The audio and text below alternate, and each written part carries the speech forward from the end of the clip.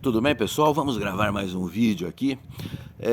Eu participo de um grupo de WhatsApp e lá um rapaz lá, meio esquerdinha, ele fez uma postagem mostrando lá uma matéria da revista, eu acho que Piauí, que foi repercutida por todo o resto da mídia, né?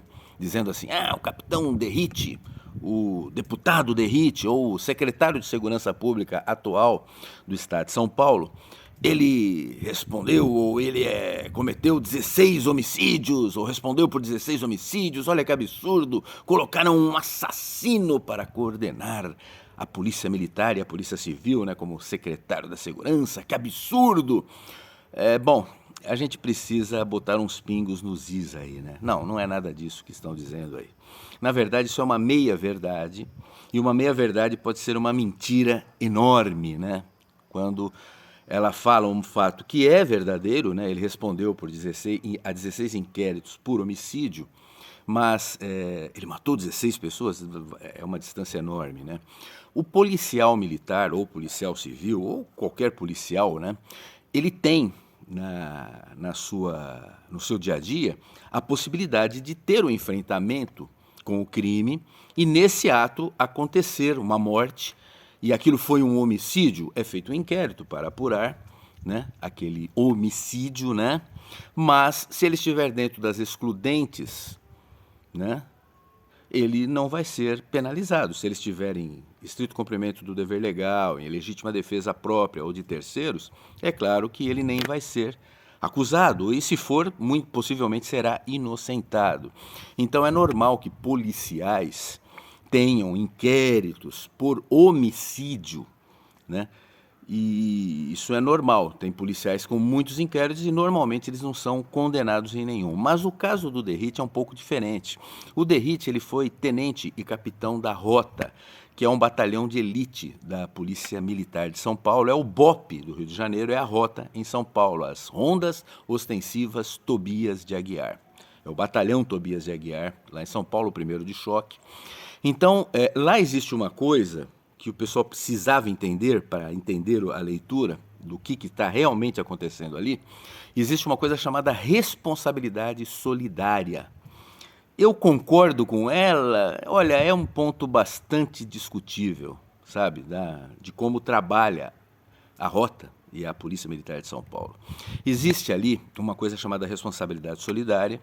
Então, o tenente comandante de um pelotão, ele comanda um pelotão lá com 30 homens, com 10 viaturas, e ele coordena, e ele solta as viaturas para vários locais, para atendimento de ocorrências ou para operações, e todas as ocorrências, todos os atos que aqueles policiais cometerem, se alguém se envolver numa troca de tiros e houver uma morte, vai haver um inquérito para apurar o homicídio e o tenente responde solidariamente pelo homicídio. Veja, ele nem está no local.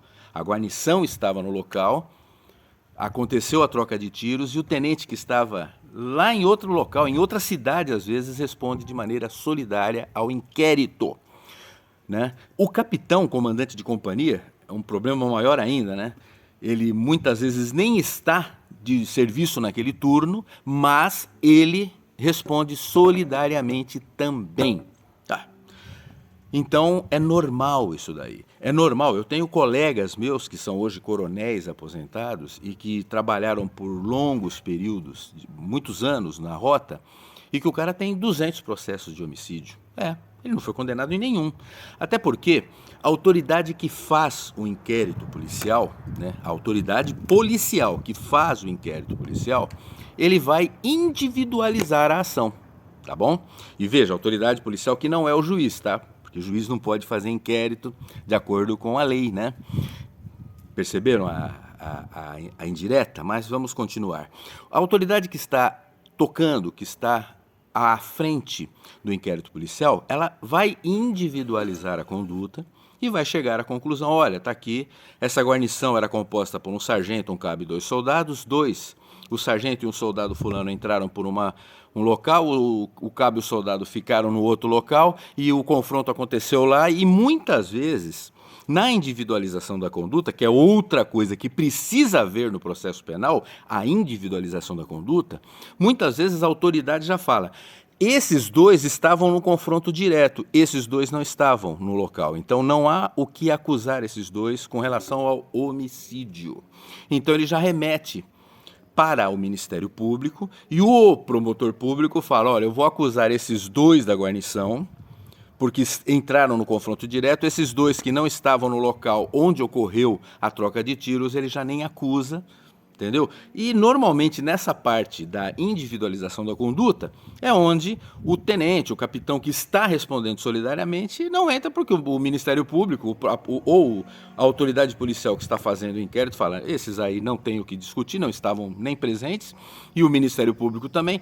Então, via de regra, nem existe lá muita possibilidade do tenente, do capitão, deles virem a ser efetivamente acusados, né, no processo e responderem efetivamente, judicialmente ao processo.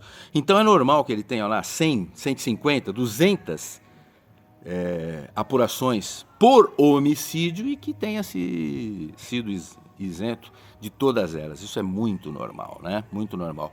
Os próprios policiais que se envolveram diretamente, muitas vezes são acusados e no processo é provado que eles agiram em legítima defesa e acabam sendo inocentados devidamente. Então, eu espero que tenha ficado claro. Olha, 16 acusações de homicídio, para quem foi tenente-capitão da rota, chega a ser pouco até, né?